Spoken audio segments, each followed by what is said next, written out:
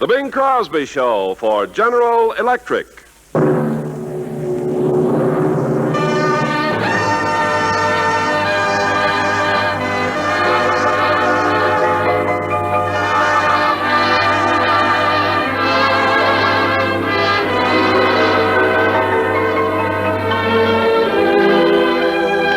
This is Ken Carpenter welcoming you to The Bing Crosby Show, produced and transcribed in Hollywood with John Scott Trotter and his orchestra and Bing's guest, Miss Rosemary Clooney. All brought to you by General Electric, neighbors of yours who believe there is no limit to progress when people work together. And now, ladies and gentlemen, here's Bing.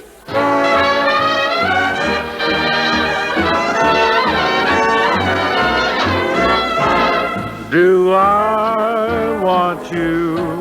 Oh my, do I? Honey, indeed I do. Do I need you? Oh my, do I? Honey, indeed I do. I'm glad that I'm the one who found you. That's why I'm always hanging around you. Do I love you? Oh my, do I? Honey, indeed I do.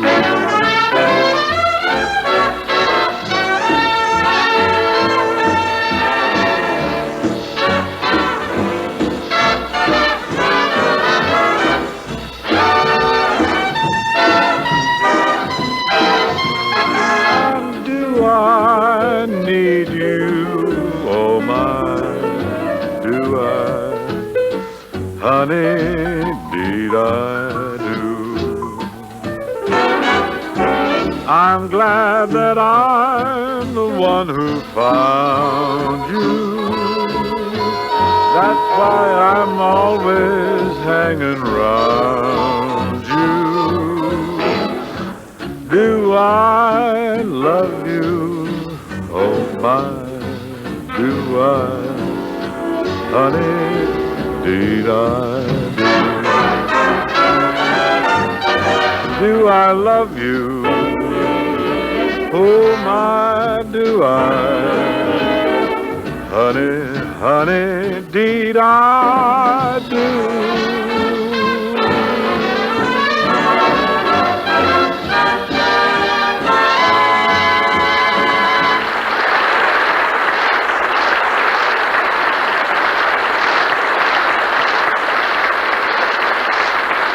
Nice opener, Bing.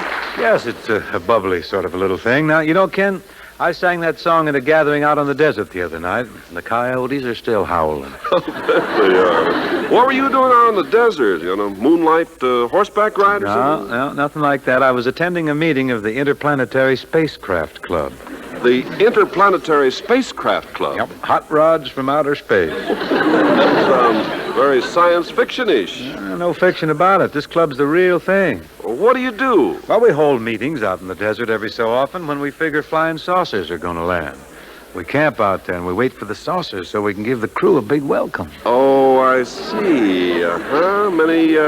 Many saucers skimming in lately? No, don't wink and don't go tapping your head either. You just come along quietly and we'll put you where none of those naughty men from Mars can get you. Come on now. I can't understand you being such a reactionary, Ken. You just don't know what's going on. Every now and then a saucer does fly in. From where? Well, they ain't from San Jose, brother. Oxnard, perhaps? Okay, wise guy.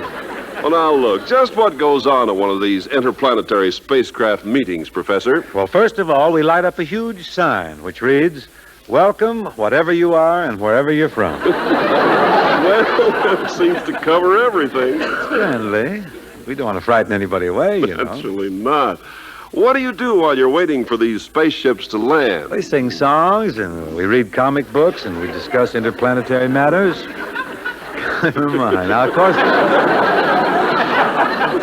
highlight of every meeting is when the different members get up and give testimonials on the flying saucers they've seen and the folks from outer space they've met. I see. I gave quite a long report myself the other night. Very interesting, too. I had everybody's eyes just a-bugging out. No. Just a minute, Bing. Do you mean to say that you've actually seen a flying saucer or people from another planet? Well, no. Well, then why did you give a testimonial? I just can't sit there like a dodo at the meeting. I don't know, out there in the desert with the stars shining and everything, I get carried away. Apparently. Do a lot of movie people attend these meetings? Well, not usually, but the other night quite a group of movie actors joined us. There were a couple of Gila monsters, a pack rat, a sidewinder, half a dozen kangaroo rats. Those are movie actors? Well, yeah, they were in the living desert, and pretty good actors, I might add. They won the Academy Award for Walt Disney, didn't they? Not bad going. Well, Bing, would you say that if a Gila monster and a sidewinder can win the Academy Award, that there's a chance for Bob Hope? Well, yes, Ken. Anything that crawls can win. Bing, to get back to the subject, you don't actually believe that flying saucers are landing around here, do you? Maybe not, but I'll tell you one thing. We're not going back to the horse and buggy either. I don't know. Horse and buggy might be a welcome relief for a while. Oh, Ken, you're just a fuddy-duddy. You ought to keep up with the time. Blow your top a little. Oh, I hate to, but I guess you're right. Everybody seems to be doing it. Why, certainly. Get hep. Be aware, like the bear. I'm going to get along musical here now, Ken. Here's a beautiful ballad by Burke and Van Heusen. One of their best, I think. It's called But Beautiful.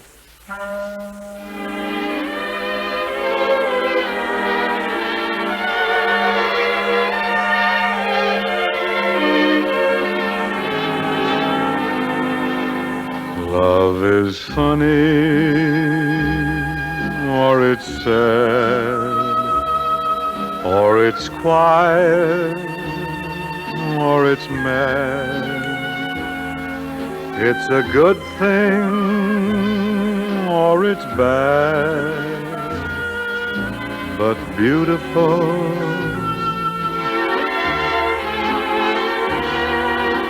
Beautiful. To take a chance, and if you fall, you fall. And I'm thinking I wouldn't mind at all. Love is tearful, or it's gay. It's a problem, or it's play. It's a heartache either way, but beautiful. And I'm thinking, if you were mine, I'd never let you go, and that would be but beautiful, I know.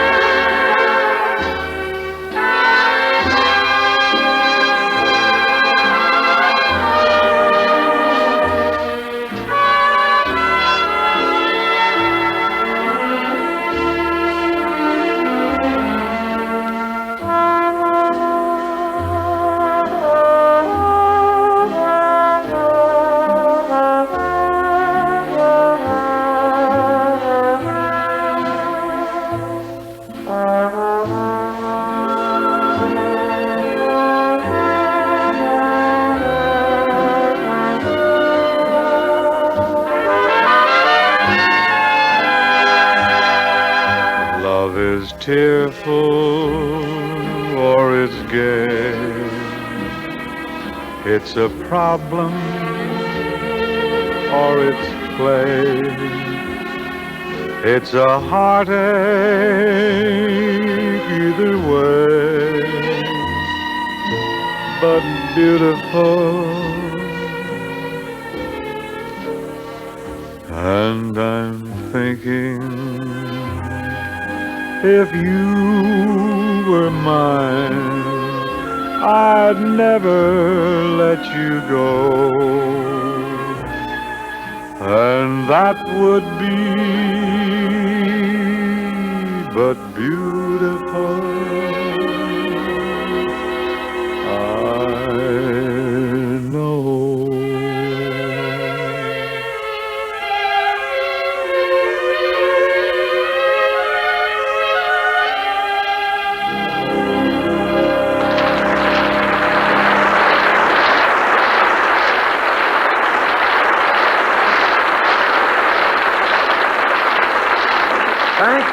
Thank you very, very much. Now, ladies and gentlemen, I'm extremely happy to present our guest this evening, one of America's foremost singing stars, Miss Rosemary Clooney.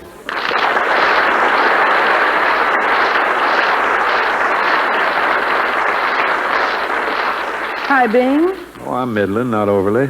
You're looking right, Beard. Thank you. What you going to sing first tonight? Thought I'd do Tomorrow I'll Dream and Remember. Oh, yeah, I got your record on that. You like it? Oh, it's wonderful, yeah. Bing, I'm crazy about a long-playing record of yours that's out now. Which one's that, Rose? Well, Bing sings the hits. Oh, what hits you mean, Rose? Well, let's see. There's the Star-Spangled Banner, God Save the King, the Marseillaise. All big tunes. There's Columbia's Gem of the Ocean and Deutschland über alles in there, too. Oh, yes. There's also the #1 tune on the Japanese hit parade. Get out of here. Yeah. What tune are you talking about? I don't want no rickshaw romance. You certainly did. Gosh, you hoaxed me, didn't you? Yeah. No necking in the taxi, huh? Funny, I don't remember recording those tunes. I was just joshing, Bing. The real hits are Secret Love, Vaya con Dios, My Love, My Love. Oh, those. Yeah, I wished I'd recorded them sooner. Let's have your song, though, Rosie, huh? Right, Bing. Mr. Trotter, if you please.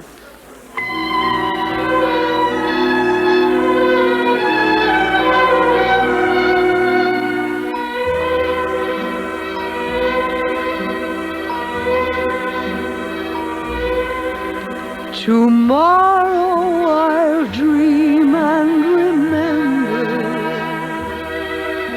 Tonight I will live for my heart. Tomorrow I'll recall your kisses, for love may die and we may be apart. Tomorrow I'll dream and remember. Tonight let me stay in your arms.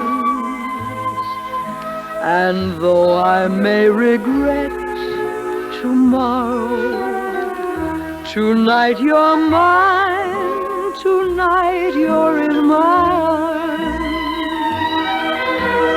Please just hold me tight, your lips so warm, your eyes so bright, and through all the future years, the memory of this hour will dry my tears.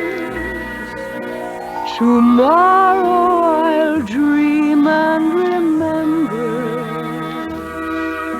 Tonight you are mine and you're true. But if you go, I won't be lonely, for in my dreams I'll always be with you.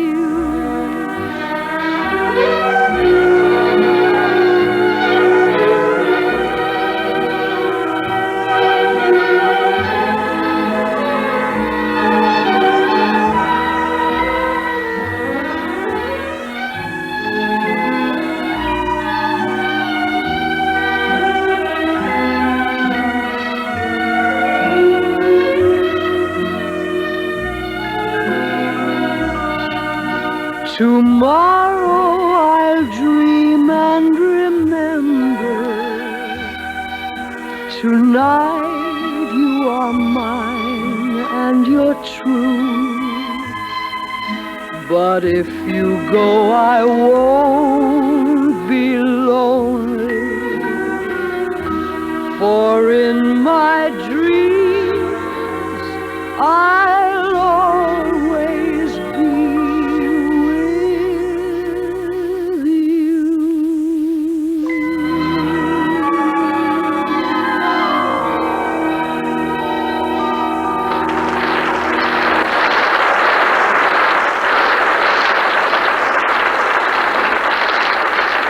Real fine, Rosemary. That was sweet. Real tender. I enjoyed it. Thank you, Bing. Now, do we do our duet? That's what we do. Folks, here's an old English music hall song. Really a delightful ditty. It's entitled Lily of Laguna. It was taught to me by Miss Beatrice Lilly when I was a little boy about 5 years old. Many, many years later, I taught it to Miss Mary Martin, and we recorded it. I wish you'd taught it to me before you asked me to sing it. Oh, Rosie, you're a quick study. You'll grab this in a second. Come on now. Lily of Laguna, John.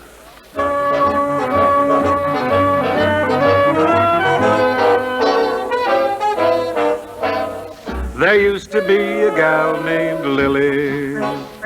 Lily from Laguna. And she met a sailor boy named Willie. And they sailed away on a schooner. Full of tuna. All night long and most of the day. You can hear a lucky little laddie say, Oh, she's my lady love, my only queen, my baby dove. When I bring a ring around to Rose, it's a secret all Laguna knows. And I know she loves me, I know she loves me. How do you know? Because she said so. She is my Lily of Laguna, my only lily and my rose. By the trolley stop, that's where I meet my lollipop. When he tips his little sailor hat, I can hear my heart go pity-pat. I know he loves me, I know he loves me. How do you know? Because he said so. Did I say that? And everybody in Laguna I talk too much. knows I'm his lily and his rose.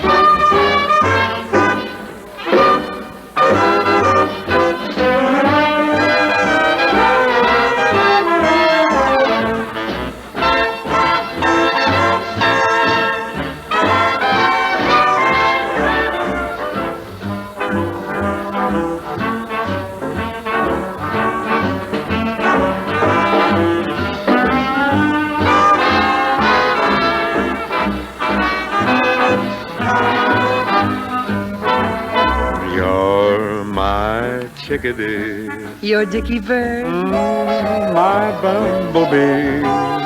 Oh, what fun beneath the silver birch. A stealing kisses on the old back perch. I know he loves me. I know she loves me. Well, didn't I say so? You are my Lily of Laguna, my only lily and my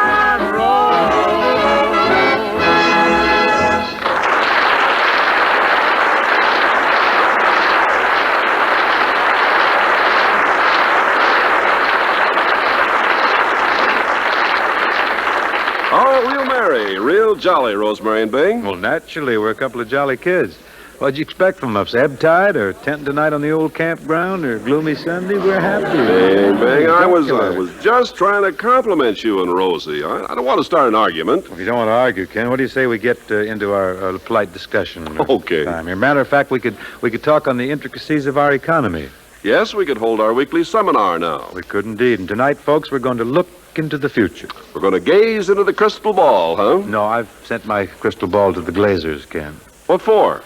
I'm having holes drilled in it. I'm taking up bowling, you know. Oh, how flashy can you get? Jazzy. But to return to our immediate problem, what are we going to gaze into tonight? My dancing pumps, Kenneth. I've slicked them up with Shinola just for the occasion. Oh, really glow. Your eyelashes look beautiful, too. Well, whenever I shine my shoes, I usually dab a mite, just a smidgen of polish on my lashes. It's good for fluttering, you know. Well, now, what do you see in the shoes there, Swami Crosby? I see the year 1960. There are 15 million more Americans then than now. Well, that's wonderful news. Isn't it? And Ken, I also see greater comfort and convenience.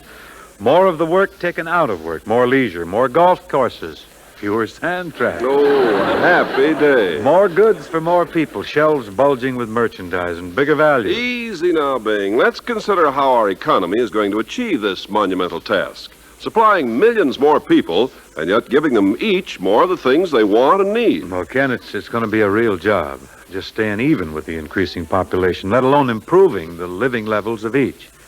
But I have it on pretty good authority that it can be done. Oh, sure it can, Bing. But it means industry will have to learn to manufacture more goods, maybe 25 or 30% more. And to do that, it'll have to make better use of America's skilled manpower and devise arm-lengthening tools and, I hesitate to mention it, but more clever electrical machinery. Oh, very definitely. Demand for electricity will just about double. And what a heyday for the customers. They'll get more for their money. They'll get better products. Products that will do the job faster and more efficiently. The housewives will get better appliances. The men will get more comfortable conditions in their plants and offices. Everyone will enjoy finer transportation and communication. And that means not only improving our present products, but finding new ones. There are some fields where scientists say new discoveries could make a big difference to all of us. For instance, ways to convert atomic energy directly into useful power, ways to store heat for later use, ways of sterilizing and preserving the freshness of food for weeks and months by electron beams in air, ways of building stronger metals that'll stand higher temperatures for jet engines and turbines and so on. Ken, you had me enthralled there until you hit and so on. Well, I did chew off quite a hunk there, didn't I? And all these promises and dreams are very fine, but what's going to be done to achieve them? Men are at work, Bing. General Electric is in the middle of a $1 billion expansion program, and GE is typical of American industry. Science is moving forward. Education is responding. That's true enough, Ken, and if I may get didactic here for a moment, I should like to add one salient point. That we have here in America a republic of free men. We can't coerce anyone into a greater effort. We have to lure his participation with the peppermint stick of better living for himself and for his neighbors. My point is simply that everyone has to pitch in, you and I and everyone else. We all have to work, each in his own niche, in order to reach the common goal. Well, Bing, I think we have a saying at General Electric that covers that. I know the one. There's no limit to progress when people work together. Oh, that was a beautiful reading, Bing. Well, I've been working on it for some months now. Just don't forget which one of us is the announcer. Oh, dear boy, I wouldn't think of impinging on your province. Now, John Scott Trotter and the orchestra offer a brilliant arrangement of The Love of Three Oranges. And he calls his development Two Oranges and a Lemon, which is just about as confusing a title as the first one. But I hope the fruit is Minute Maid anyhow. Go ahead, John.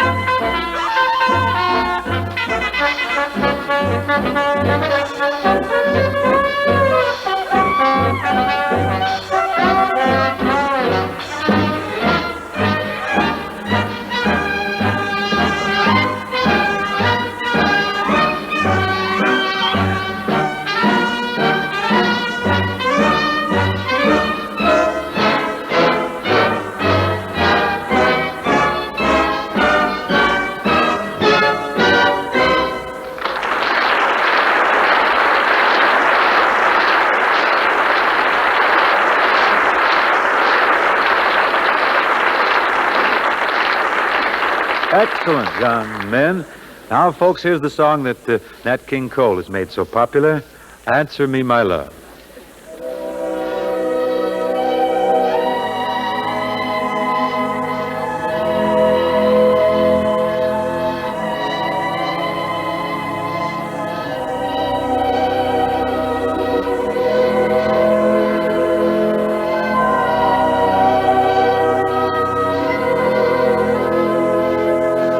Answer me, oh my love, just what sin have I been guilty of?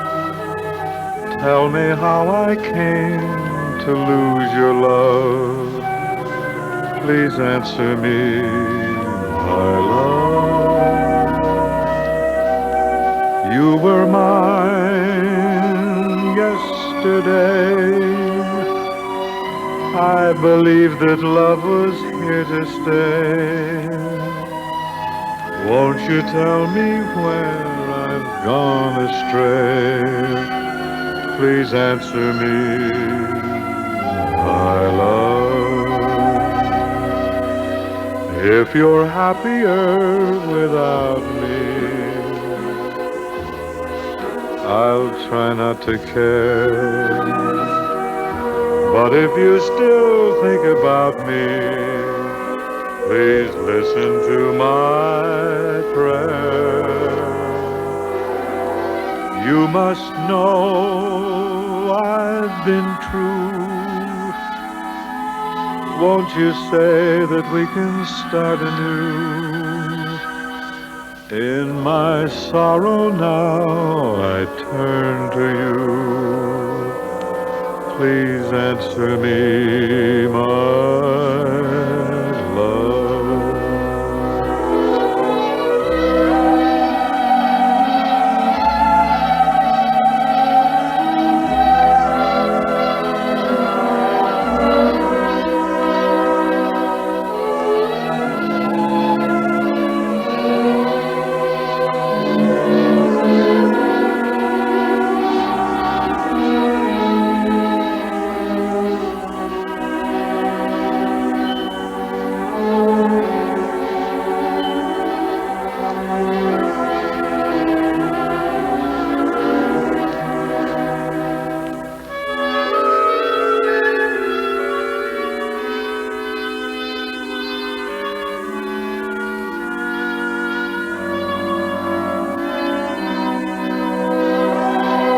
If you're happier without me, I'll try not to care. But if you still think about me, please listen to my prayer. You must know I've been true. Won't you say that we can start anew? In my sorrow now I turn to you. Please answer me, my love.